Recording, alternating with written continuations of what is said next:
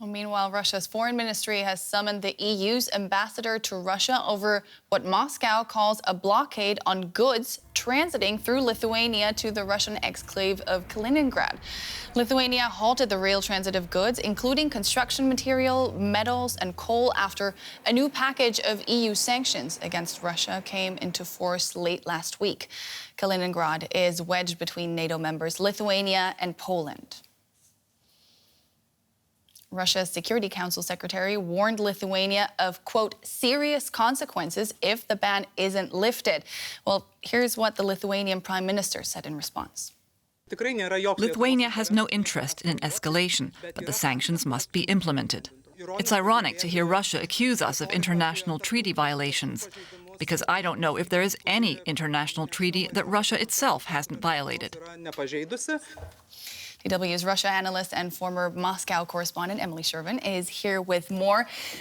The Lithuanian prime minister, they're not very, worried, apparently, about those threats. How concerned should the West be about this warning? Well, the secretary of Russia's Security Council warned of serious consequences for the Lithuanian people without saying what those consequences would actually be. We heard from a lower-level official, the governor of the region of Kaliningrad, who actually said that one potential response could be that Russia could limit the transit of Lithuanian goods in a kind of tit-for-tat response. But of course, the language that we're hearing, especially higher up in the food chain, as it were, in the Kremlin, is much more dramatic. So I mentioned the Security Council secretary. He framed all of this as essentially the next step in NATO upping its presence at Russia's borders. He said that it's an example that you cannot trust the West, even with written promises.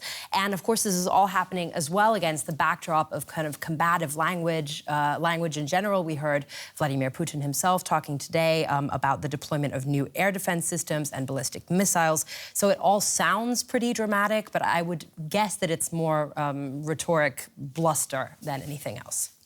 What is Moscow trying to achieve here? Well, it's part of a wider push in Russia to get EU sanctions lifted and to paint them as destructive. So the governor of the region of Kaliningrad, who I just mentioned, said that these new measures would suffocate the region. He said that around 40 to 50% of cargo will be completely stopped by these measures.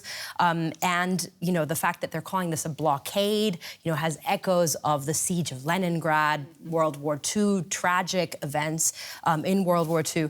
I think this is a part of a wider effort to put pressure on the West to lift sanctions in general. You might remember that Putin has been calling for sanctions to be lifted, that he's been saying that that would make it easier to solve the food crisis.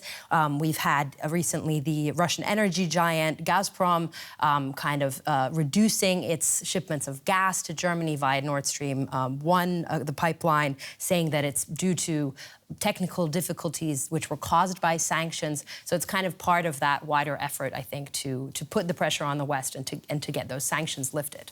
Now, give us a bit of context on a geopolitical scale. How important is Kaliningrad? Well, it's an enclave in the Baltic Sea. It includes a very strategic port, Baltijsk, which is the headquarters of the Baltic Sea Fleet and also is the westernmost point in Russia. And now, of course, specifically, with the war in Ukraine, Russia has been painting this conflict in a way as a wider conflict between Russia and the West. So the fact that the enclave is kind of sandwiched, as we saw on that map, between NATO states makes it almost the battleground for that conflict as well for the West, between the West and Russia. At least that's how Russian state TV is portraying it. DW's Russia analyst Emily Shervin, thank you so much for those insights. I'm joined now by our correspondent Konstantin Egert in Lithuania. Konstantin, good to see you. So we've just heard the Lithuanian Prime Minister say they have no interest in an escalation. How concerned are they, though, in Vilnius of that happening, considering the country's geographic position, of course? Pablo, people here are concerned 24/7. People in the Baltic states, including, first and foremost of all, Lithuania, consider themselves to be on the front line. And in this respect, there is concern about possible Russian action. But I think the fact that the EU ambassador was called into the foreign ministry in Moscow for explanations. Probably shows that Moscow will have to basically admit the reality. What Lithuania did is part of the European EU sanctions, the fourth package adopted quite some time ago.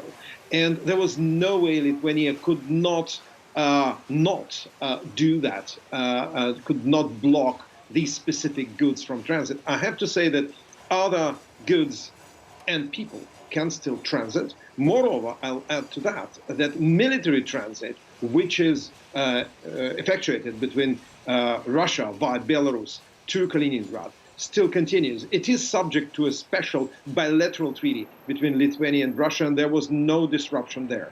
As for the measures that Russia can impose on Lithuania, well, there is actually not much that can be done. Probably they can prevent Lithuanian citizens from traveling to Kaliningrad, but there are not many of them, frankly speaking. So it will be difficult to imagine what kind of major pushback the Kremlin could invent. Well, Kaliningrad has a large port, Konstantin. Is it not possible for goods to enter and exit on cargo ships?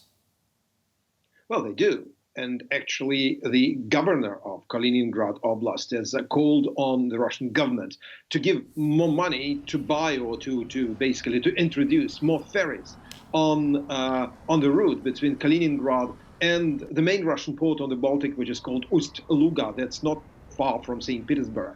I suppose that this will be, in the end, the decision, although it may not be, it may be quite costly to bring, let us say, steel or ferrous metals on the ship. It's definitely much more costly. But if Russia wants to continue doing that, then it will have to do it. I think there is just no other way. Konstantin Ederer in Lithuania, thank you. Thank you.